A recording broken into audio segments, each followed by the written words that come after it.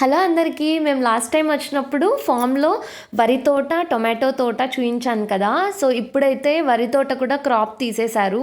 Tomato కూడా rate తక్కువ అయిపోయినాయని చెప్పేసి అది కూడా వాటర్ వేయకోకుండా బంద్ చేసేసారనమాట. ఇంటి కోసం అని చెప్పేసి ఇలా 4 పాయలుగా డివైడ్ చేసేసి ఒక్కొక్క దాంట్లో కొన్ని కొన్ని ఆకుకూర మొక్కలు, అలాగే కొన్ని బీరకాయలు, చిక్కుడు చెట్లు ఇలా అయితే నాటారనమాట. ఇంటి పర్పస్ కోసము ఆకుకూరలు ఎక్కువగా నాటారు. ఇవైతే కలుపు మొక్కలు అనమాట. టొమాటోస్ ఉన్నాయి కదా, ఆ తోటలో కలుపు మొక్కలు, చిర్రాకు, గోలీ కూర అంటారు, అలాగే కోడి జుట్టాకు అని ఒక్కొక్క సైడ్ ఒక్కొక్కలాగా పిలుస్తూ ఉంటారు ఈ ఆకుకూరల్ని.